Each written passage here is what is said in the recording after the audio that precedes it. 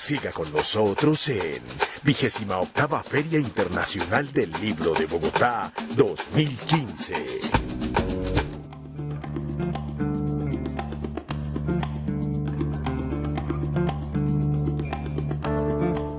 Muy bien, continuamos en directo desde la edición número 28 de la Filbo. Canal Capital es el canal oficial de los grandes eventos y también de la Feria Internacional del Libro de nuestra ciudad. El taller de Gabo, en momentos iniciará entonces una charla, un conversatorio entre algunos de los alumnos del taller del periodismo de Gabriel García Márquez, y van a conversar sobre el legado que dejó nuestro Nobel de Literatura. Estarán entonces participando Silvana Paternostro y Andrés Grillo. Hacemos conexión en directo con la Gallera de Macondo para iniciar entonces el taller de Gabo. Buenas tardes. Probando sonido apenas, estamos esperando que comencemos la transmisión en directo para Canal Capital. Listo.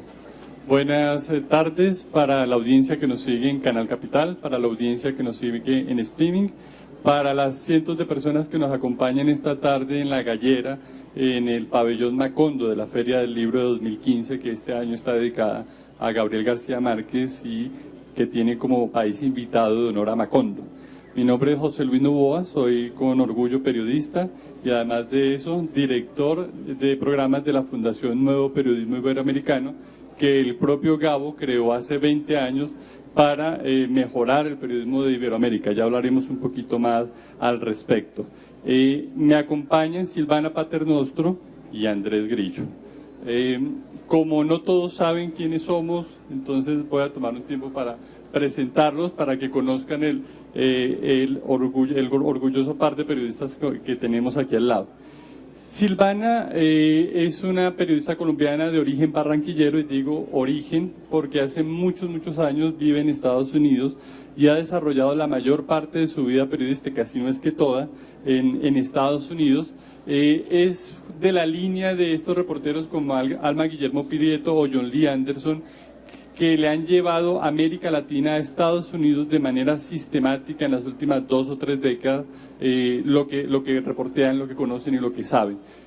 Ha reporteado mucho en América Latina y ha comunicado eso en muy diversas publicaciones. La lista es larguísima, no voy a dictarla toda, pero solo para darnos una idea. Publica para The New York Times Magazine, para Newsweek, para The Paris Review, para The New Republic y así, varias, yo creo que decenas, ¿no?, de publicaciones en Estados Unidos. Es una periodista muy respetada, yo diría que injustamente poco conocida en América Latina. Yo creo que la obra de Silvana es una obra poderosa y que merecería que tuviera mayor difusión. En Colombia quizás un poco más, porque eres de acá.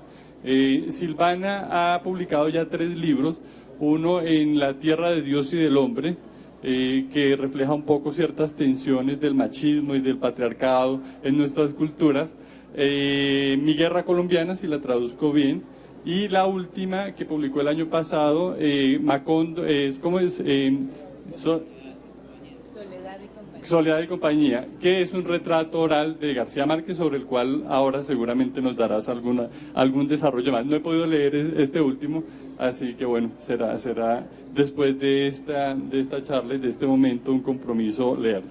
Fue tallerista de Gabo en su momento, ya lo explicaremos un poco más. Andrés Grillo.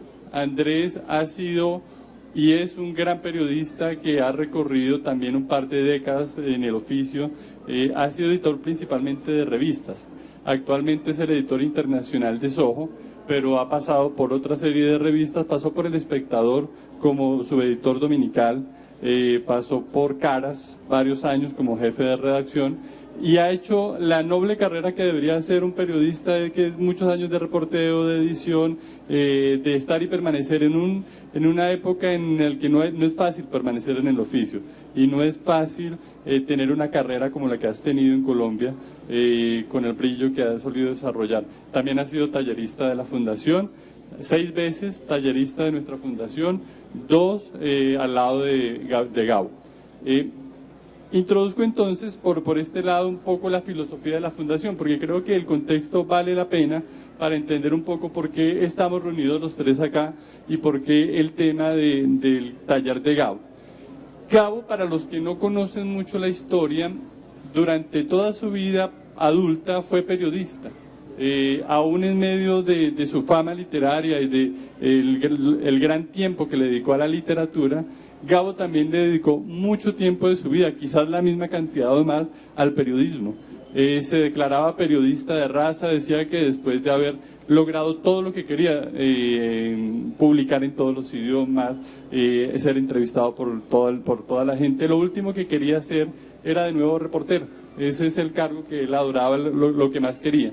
Y estuvo tan preocupado por el periodismo que desde muy joven fundó medios. Es una historia poco conocida, quizás algunos de aquí hayan estado en alguna de las charlas con el Mago Dávila, que nos cuenta cómo en Cartagena Gabo, hacia 1950 y algo, fundó Comprimido, un periódico que duró 6 días y que era la mitad de un tamaño carta, era de distribución gratuita, lo cual era adelantado a su tiempo. Distribución gratuita de periódicos solo estamos viendo en la última década, y el experimento fue fantástico en términos, digamos, de producto, no tanto comercialmente. El texto de final, él dice que por fin el periódico volverá a su espacio natural, que es ser el primer periódico metafísico del mundo. Fundó con otros colegas otra revista, Crónica, en Barranquilla por aquella época. Fue editor en México justo antes de sentarse a escribir 100 años de soledad, de 2 revistas que casi nadie sabe esa anécdota. Él no aparecía en la bandera, pidió, ese fue parte del trato, no aparecer en la bandera de revistas de corte femenino, de hogar, pero le dio un vuelco a las revistas. Tú sabrás un poco más todo lo que hay que hacer para que una revista sea exitosa y funcione.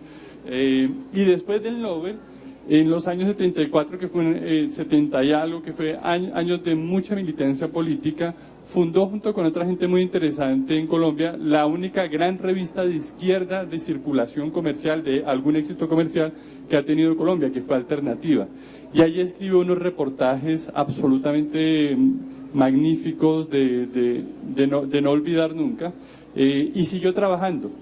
En los años en que él iba, en años 80, 81, justo el año antes de ganar el Nobel, tenía la idea de fundar un periódico que iba a llamar El Otro, y reunió una cantidad de colegas en Iberoamérica y en Colombia. Alcanzó a hacer un contacto amplio con Darío Arizmendi, el actual director de Noticias Caracol en la radio, y ya se habían firmado una serie de documentos legales, ya se había hecho toda una planeación, ya tenían escogida la nómina de periodistas que iba a trabajar en el diario, ya tenía casi que la carta de navegación cuando le llega el Nobel.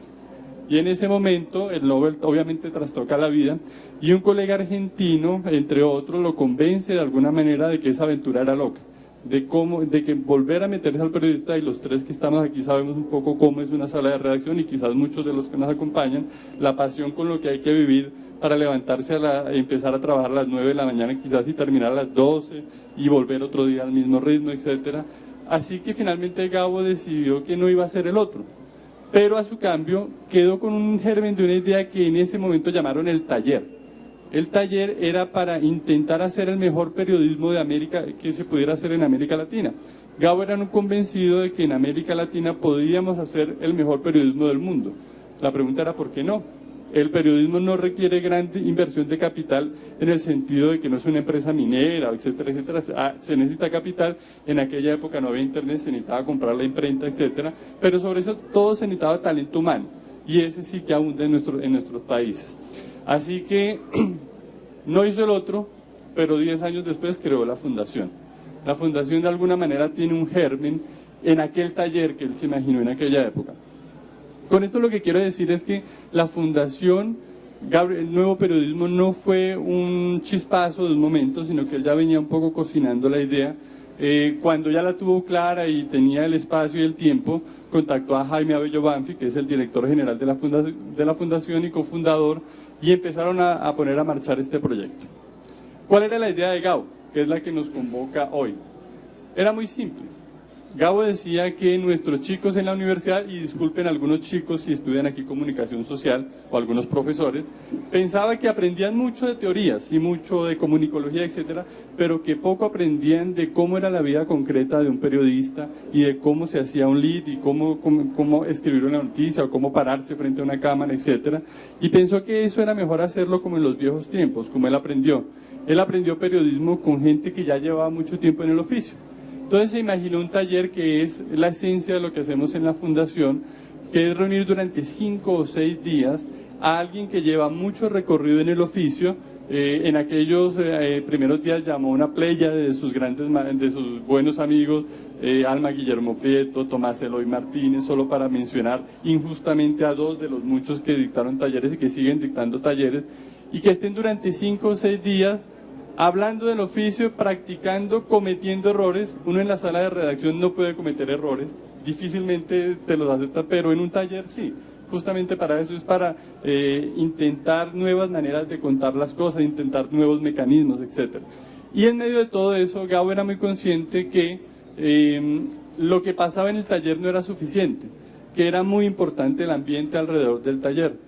Las cenas, los almuerzos, las fiestas, y hay que decir que hacemos muy buenas fiestas en la fundación, pero no lo hacemos solamente porque seamos parranderos, que de hecho somos un poquito parranderos, y somos un poquito parranderos por ADN del propio Gabo, que también lo era, sino porque consideramos que esos espacios son fundamentales, porque ahí es donde uno se hace amigos.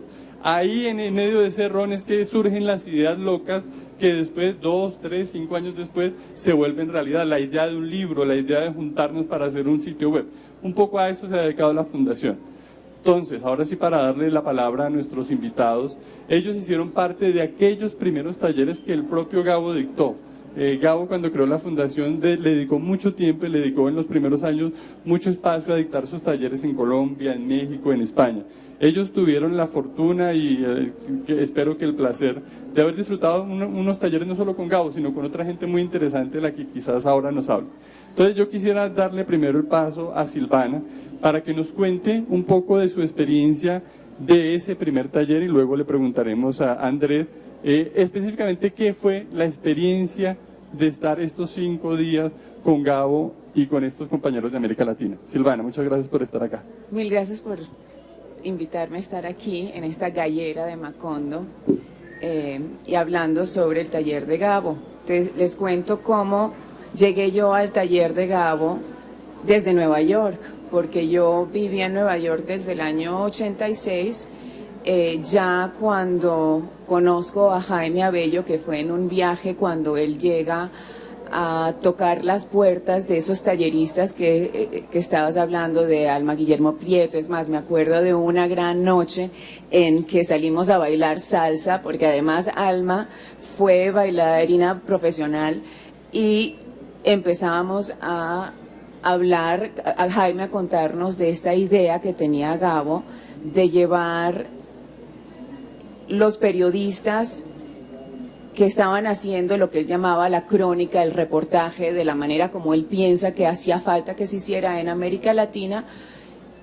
Y yo en ese momento, en el 95, ya yo escribía para varios de los periódicos que mencionas, y ya había decidido un poco por cuestiones de circunstancias y un poco por experiencias, que prefería tomar mi cerebro, porque yo digo que yo tengo una esquizofrenia bicultural, que yo soy gringa y soy barranquillera, y Gabo, cuando me conoció a los 3 minutos, dijo: ¿quién es esa gringa barranquillosa?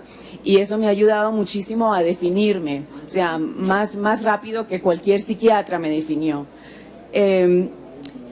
Ya yo trabajaba como reportera freelance, y yo creo que habían 3 cosas que me habían hecho, ahora que estaba pensando por qué hacía periodismo en inglés. Tenía mucho que ver con lo que Gabo quería enseñar acá. 1, el fact-checking. Y yo me acuerdo, en ese momento, yo estaba todavía viendo a ver dónde me ubicaba como periodista, y en cierto, era el año 96, estaban las elecciones la primera elección de Clinton con Bush, y me acuerdo que estaba ayudando a un equipo de televisión colombiana, y el presentador tenía que hacer su entrada, y no le daba tiempo de llegar a la sede del Partido Republicano, y cogió cualquier esquina cerca del Central Park, y dijo que estaba parado enfrente de la sede republicana, y eso a mí pues no me contrastó muchísimo con el hecho que yo acababa de entregar un reportaje para la revista Spin sobre los rockeros cubanos,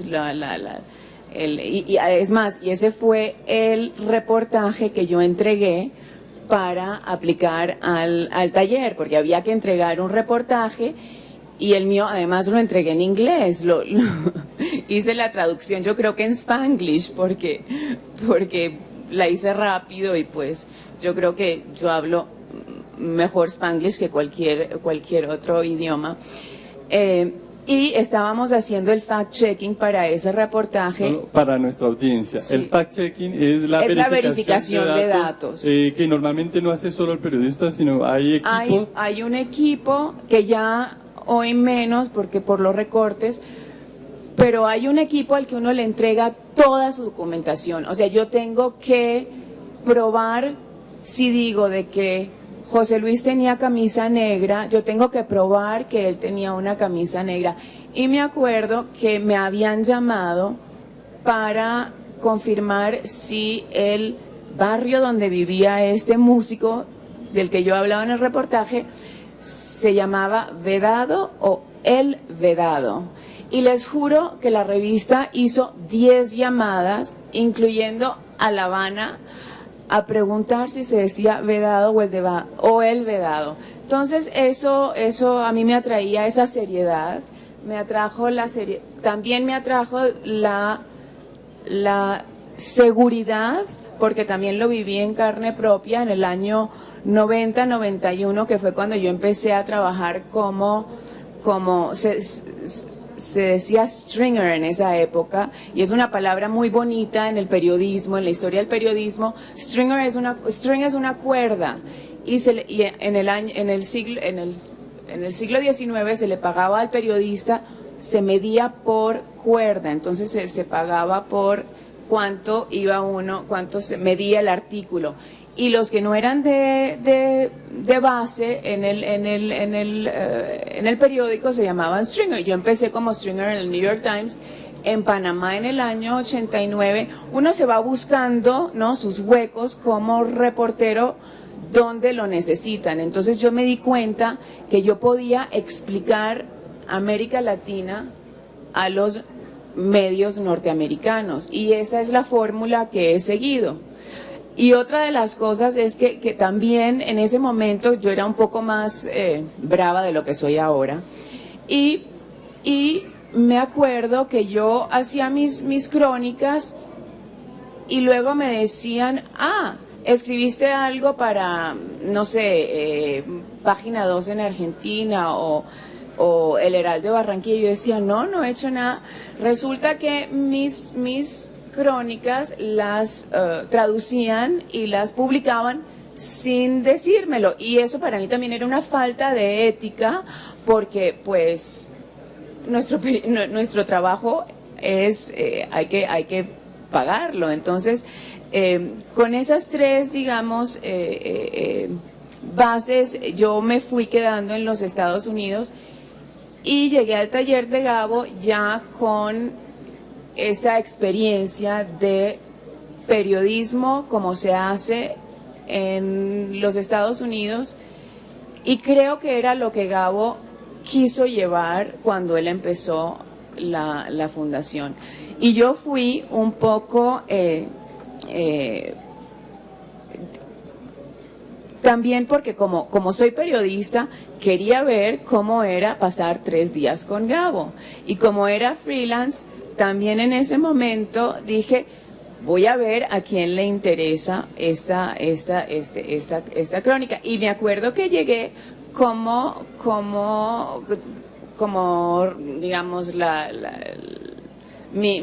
porque había que tener todo el mundo venía de un periódico, de una revista, éramos 12. Yo llegué con el Paris Review y me dijeron muy tajantemente, Gabo no da entrevistas, que la verdad que a mí no me interesaba una entrevista con Gabo de tú a tú, pero que del taller se podía escribir cualquier cosa. Entonces lo dejo ahí, un largo recuento de cómo llegué al taller de Gabo. Bueno, Andrés, tú has sido uno de los pocos talleristas, muy pocos, que ha tomado 6 talleres en la fundación. Lo último que acaba de decir Silvana me hace recordar que las características siguen siendo más o menos las mismas. Hay que postularse, hay que luchar el cupo con muchos, a veces cientos, a veces 500 periodistas de América Latina que quieren uno de los 10, 12 o 15 cupos que tenemos en cada taller, así que tienen que escribir una autobiografía como cada uno de ustedes dos tuvo que hacerla, de 800 palabras en las cuales cuenten su experiencia periodística y por qué quieren estar en el taller. Eso es uno de los requisitos. Siguen siendo 10, 12 o 15 personas. Ahora vamos a hacer con Leila Guerriero en 15 días uno en Salvador sobre el reporteo y la escritura, esa combinación que a veces es tan difícil conseguir. Solo para recordarle a la audiencia que el modelo que se creó Gabo estaba bien pensado. Hemos hecho en la fundación un par de validaciones con gente externa y nos dicen, no, el modelo está bien. Pueden haber otros espacios de mejora, pero la idea de aquel taller está muy bien. Es que yo creo que de 3 días, en 3 días, el título de mi crónica se llama 3 días con Gabo, y yo creo que en esos 20 años, 3 días con Gabo, 3 días con Alma Guillermo Prieto, 3 días con John Lee, 3 días me contabas tú con Phil Bennett. De 3 días en 3 días yo creo que la fundación ha cambiado el periodismo en América Latina. Eso es parte de lo que Gabo quería, exactamente eso. No solo son 3, en el caso tuyo fueron 3, pero en el caso de Andrés, no con Gabo que eran 3, sino han sido de a 5 días. ¿Sonido para este micrófono? Hola, ahora sí. Los talleres míos con Gabo fueron de 5 días, que eran más largos en esa época. Entonces tú tomaste 2 talleres con Gabo, uno de los poquísimos afortunados que tuvo sí. ese espacio. ¿Y por qué? La verdad, bueno, primero que todo... Porque ¿quién le dice no a otro taller con Gabo? No, yo primero tengo que hacer una confesión ante ustedes, y es que yo he sido gabólatra toda la vida. O sea, yo adoraba a Gabo antes de conocerlo. Había leído sus cuentos y a mí me cambiaron la vida. Y en 1995, que fueron mis talleres, tuve la fortuna, Gabo nos dijo en el taller que una frase que a mí me impactó mucho, él decía, Dios ayuda a los periodistas, y es verdad, lo digo por mi propia experiencia. Yo trabajaba en Cambio 16 Colombia, la directora y la dueña de la revista era Patricia Lara, que es muy amiga de Gabo, era muy amiga de Gabo, y Patricia amaba, mejor dicho, la revista Cambio 16 salió para hacer crónica y reportaje. Y yo en ese momento trabajaba con lo que era el Dream Team de Colombia en ese momento.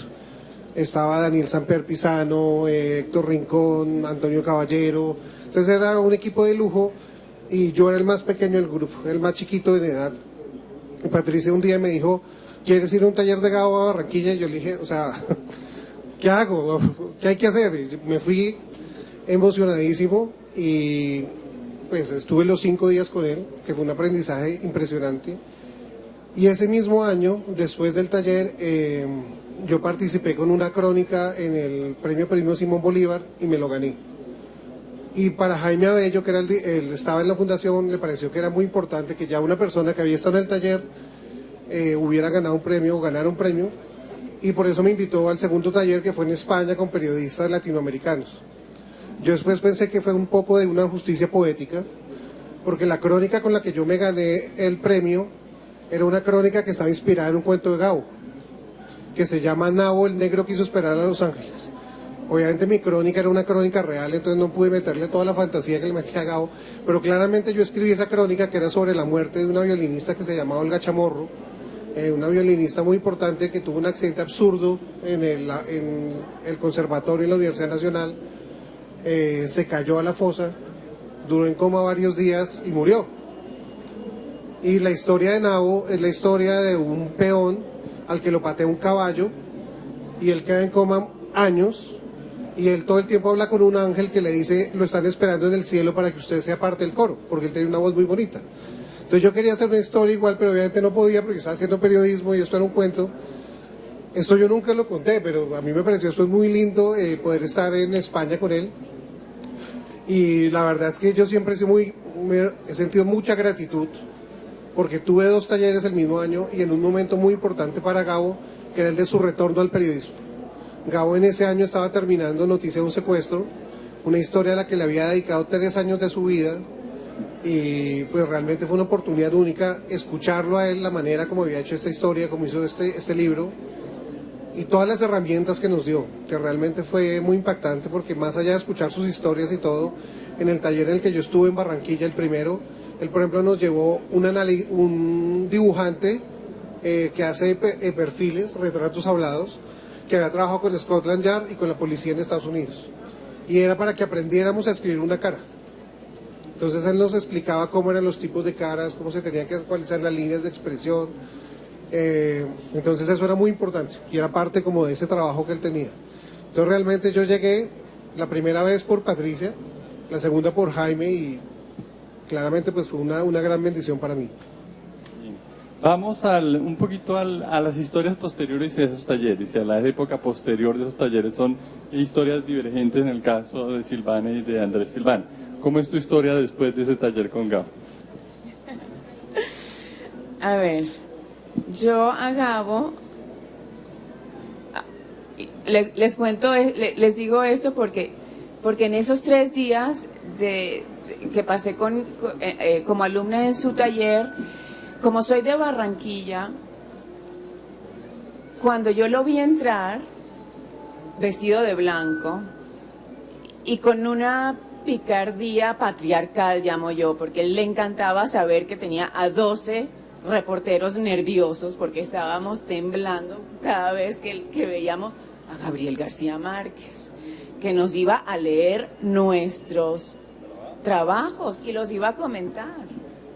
Y cómo se divertía comentándolos, aunque de una generosidad, cómo nos dio tips que yo creo que yo uso hoy cada vez que me siento a escribir o a pensar en una historia. Yo estuve como alumna esos 3 días, regreso a Nueva York y escribo 2 notas. Una en la que detallo un poco, como lo hace él en la crónica del náufrago, día por día, mañana y tarde, qué nos pasó en el taller, que se llama 3 días con Gabo y que sale en el Paris Review. Y otra para la revista que publicaba el centro de estudios donde yo trabajaba en ese momento, que se llamaba el World Policy Journal, una revista, un artículo en el que yo recuento un poco la parte más política del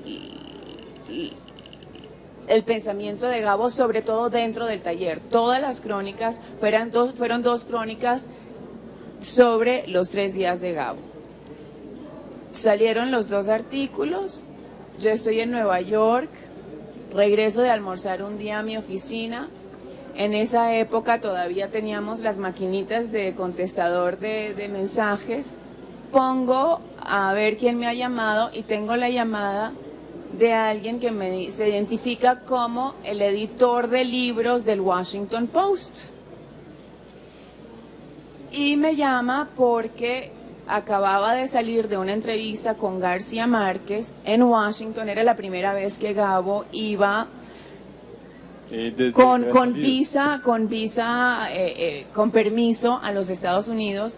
Fue invitado por Georgetown, porque a mí me dijo un par de escritores norteamericanos que pudo colarse un par de veces. Yo también tengo esa historia, pero habría que recordar que Gabo fue corresponsal de Prensa Latina a principios de los años 60 en Nueva York. Claro, en el año 59. Y aquí le voy a hacer una pauta a mi libro, En Soledad y Compañía, que es la historia oral de García Márquez. Está un capítulo es más, él llega a México desde Nueva York.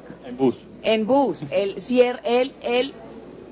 se retira de Prensa Latina porque hay diferencias políticas, digamos, y de línea editorial con Prensa Latina, y se va con Mercedes y su hijo Rodrigo, que era de Brazos, y llega a México. Entonces, bueno. Eso era un paréntesis mío.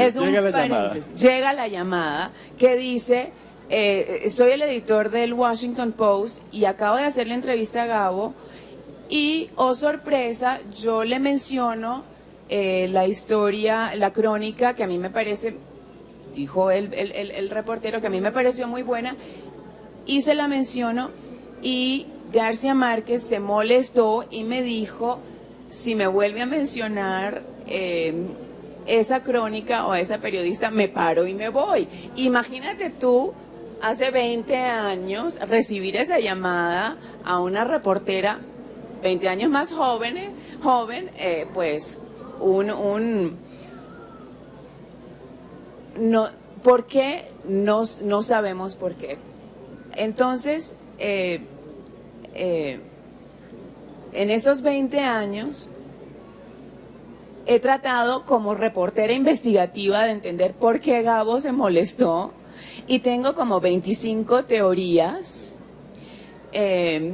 La primera la tuve de Tomás Eloy Martínez, que leyó el reportaje y le dijo a un amigo en común, quiero conocer a esta periodista porque ha escrito un retrato muy humano de García Márquez. Y fui a almorzar a casa de Tomás Eloy en New Jersey y en su oficina, me acuerdo que tenía postales de todos sus autores preferidos, así como sus musas, que era James Joyce y Virginia Woolf y Dickens, y me dijo, tú escribiste algo que a mí me hubiera gustado escribir, lo que pasa es que Gabo es muy celoso de lo que se dice de él y uno tiene que hacer una omertá como se hace en la mafia, en que si se va a ser amigo de Gabo, no se puede escribir de él. Entonces yo sin saberlo,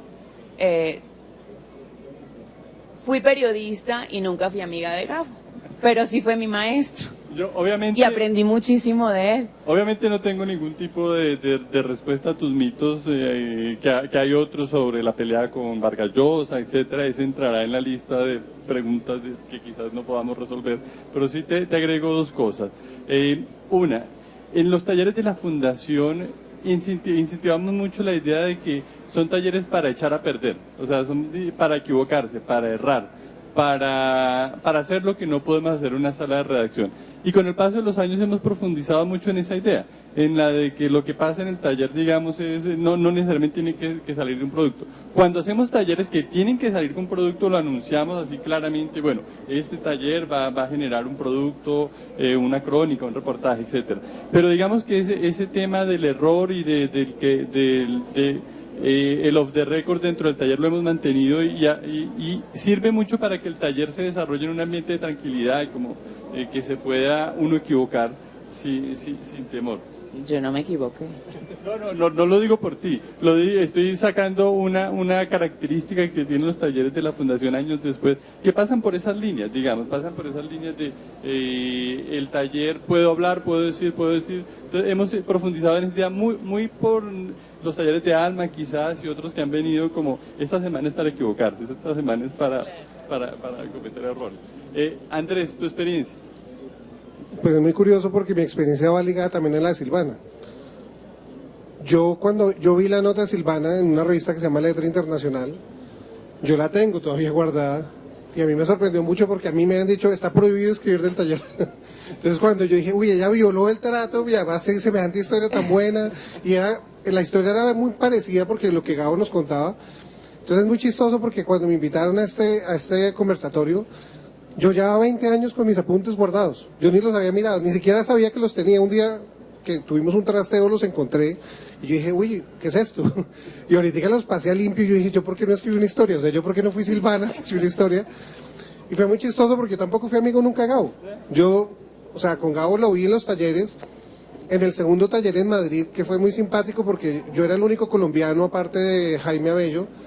Además, como era el más chiquito, yo literalmente me emborraché y me embriagué de Gabo, o sea, porque era tal la felicidad mía que el día que fuimos a comer me emborraché. Yo fui el único que se emborrachó de todo el equipo porque yo me sentía pleno, realizado, nadie me entendía como la felicidad que yo tenía. Y de ese taller yo sí escribí algo, porque pues obviamente en ese taller él leyó el primer capítulo de Noticia de un secuestro y El País de España sacó una historia. Entonces cuando yo llegué a Colombia, Patricia Lara me dijo, mijito, escribo algo. Y yo, no, Patricia, no se puede, está prohibido, yo todo ñoño, además yo amando a Gabo, yo no quería escribir, yo no quería romper con ese acuerdo. Escribí un texto muy chiquito y fue muy curioso porque ese texto lo reprodujeron en Granma en Cuba. Entonces de allá me llegaba mucha como pues gente como felicitándome. Pero ahorita que saqué como en limpio todos mis apuntes, yo decía, aquí yo puedo escribir una gran historia, además de todo lo que él nos dijo, porque nos dijo muchas cosas, pero yo realmente nunca lo vi siempre ya en cosas periodísticas. La última fue cuando le hicieron el homenaje en Cartagena con la Academia de la Lengua, que fue la apoteosis de Gabo para mí, porque realmente fue una apoteosis en vida de un escritor como no la ha tenido ningún otro, yo creo. Y esa noche nos encontramos en un evento social, yo estaba trabajando y me lo encontré y fue muy curioso porque yo me acerqué, yo era muy tímido y yo no era desparpajado como Silvana, que es barranquillera, entonces yo le decía maestro todo el tiempo y él le da risa. Y aparte, en el primer taller le tomé 6 rollos de fotos, de la cual no salió una sola, no hay una sola foto buena. Entonces yo me acerqué y le dije, maestro, ¿cómo está? Y nos pusimos a hablar, yo le hice una pregunta, yo le dije, ¿cómo van sus memorias? Y él me habló media hora. Yo lo oía, me dijo muchas cosas.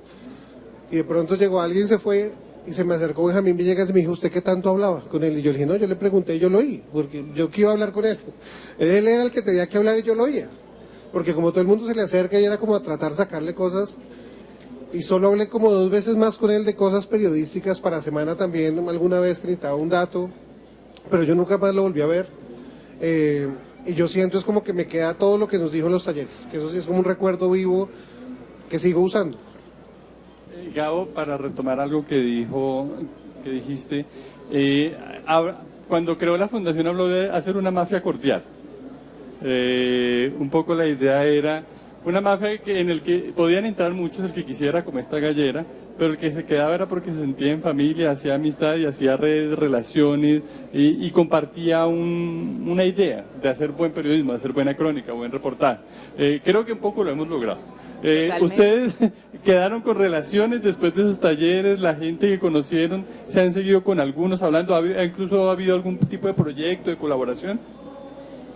Creo que absolutamente lograron crear la mafia fundación para el nuevo periodismo iberoamericano. Hay que buscarle ahora algo que suene como cosa nostra, pero del periodismo, pero bonito.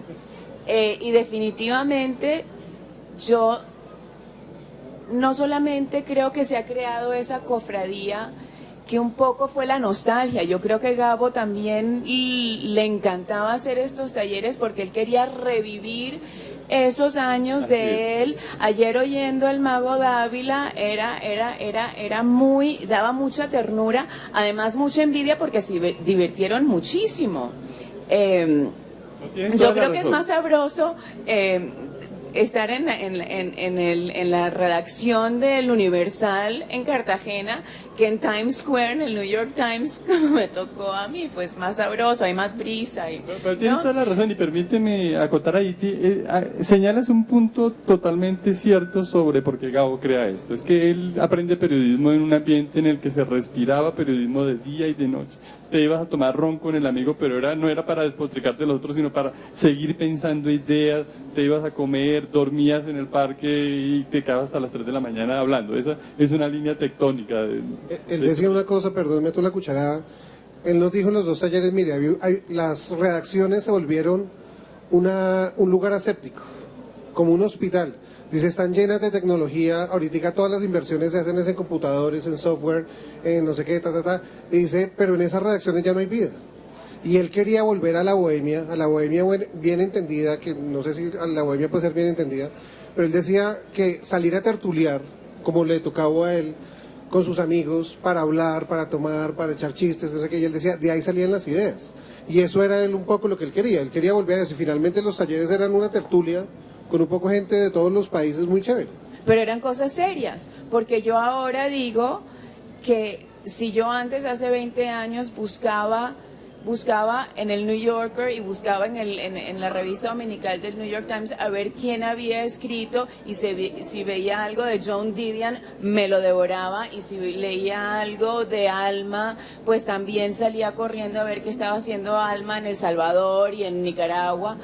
Ahora yo veo en las revistas y veo el nombre de Alejandro Almazán y lo abro, y veo a Leila Guerrero y lo abro y lo leo. Yo creo que eso es un poco producto de esta mafia que empezó Gabo.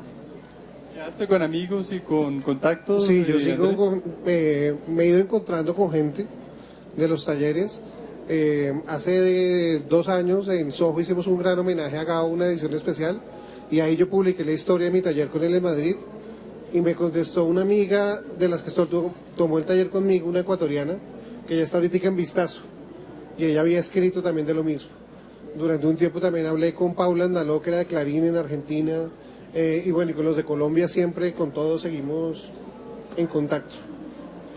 Quiero preguntarte, creo que es el espacio, como lo señalaste ahora, para hablar un poquito del libro sobre Gabo que creaste con un método que no es tan común, que es como un mosaico, un superpuesto de voces en las que no pasa Gabo, pero pasa todo el tiempo. Y eso fue algo que aprendí de Gabo, porque Gabo en el taller nos decía, tienen que buscar la mejor historia, encontrar un personaje y encontrar la mejor manera de contarlo. Y yo cogí esas 3 ideas de Gabo y dije, se me volvió personaje en esos 3 días, porque verlo y observarlo para mí fue saber que a mí me interesaba saber él cómo había llegado a ser Gabriel García Márquez, el escritor, el periodista, el Nobel y el que hacía mandados para sus amigos, que así fue como nos describió su rol político, pero sus amigos eran Fidel Castro y Felipe González y también presidentes colombianos. Entonces a mí todo ese personaje me interesó entenderlo y encontré en el género de la historia oral, que es tomar muchas entrevistas, hacer por lo menos de 70 a 100, y yo empecé a hacerlas hace como 10 años, que fue una comisión de una revista norteamericana, porque en los Estados Unidos se conoce el género más que aquí. Es más, puedo decir que yo creo que es el primer libro de historia oral en español. Entonces, tomando muchas entrevistas, hago el retrato dejando que hablen estos entrevistados.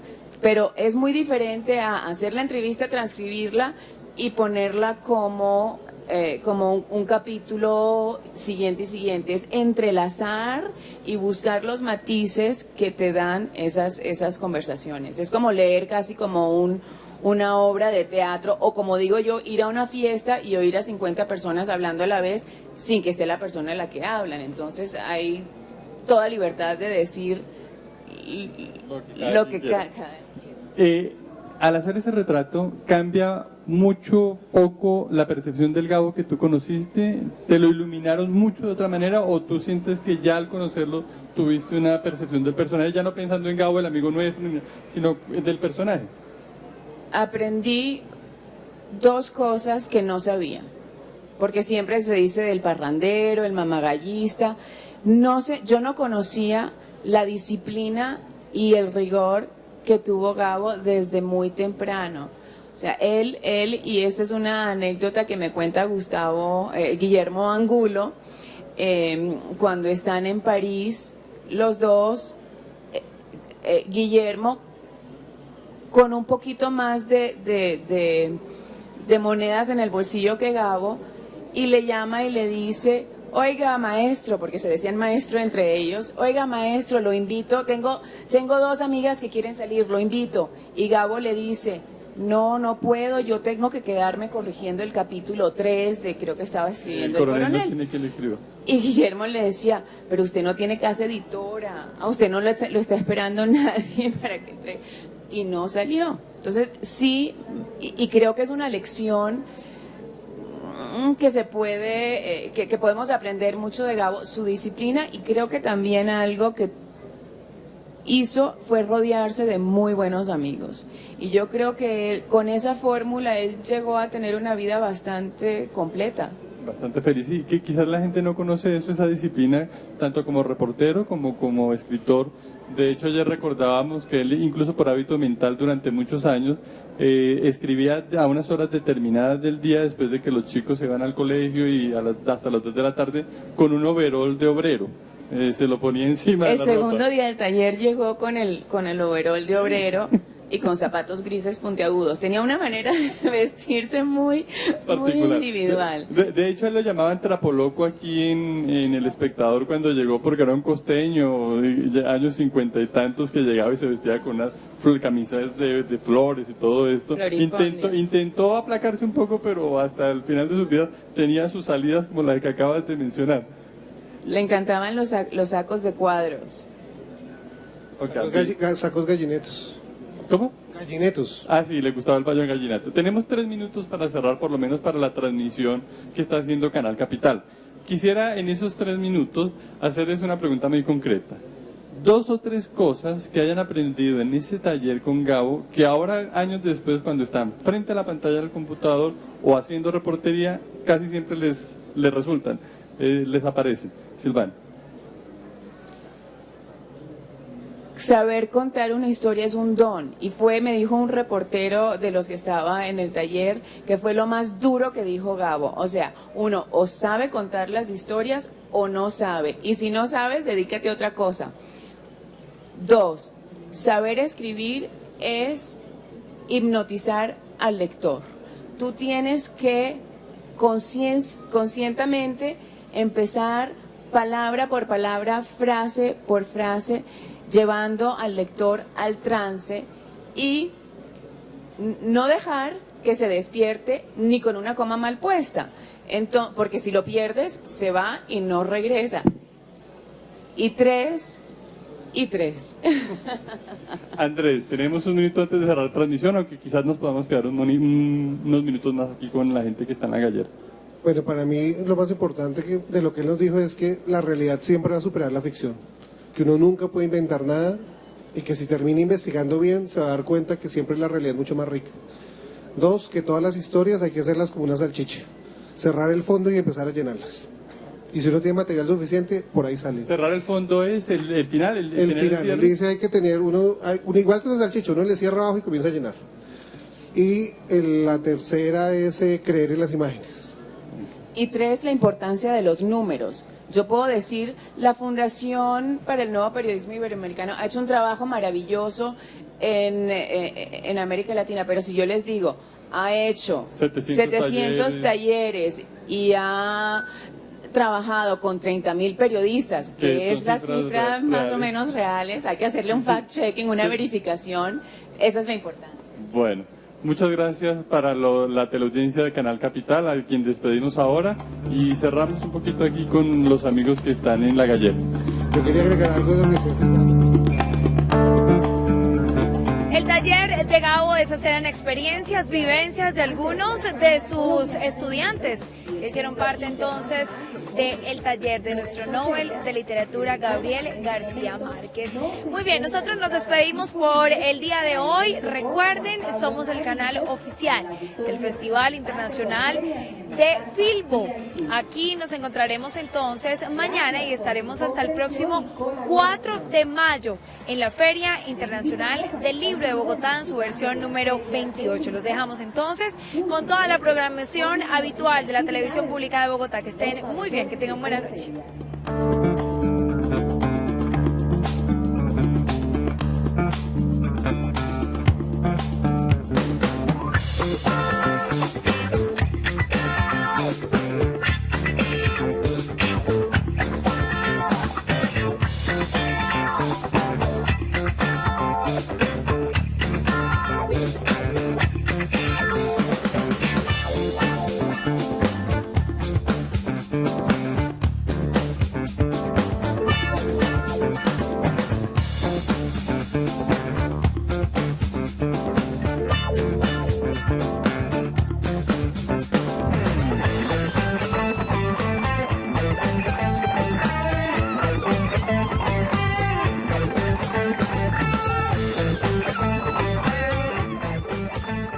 Canal Capital presentó 28ª Feria Internacional del Libro de Bogotá 2015.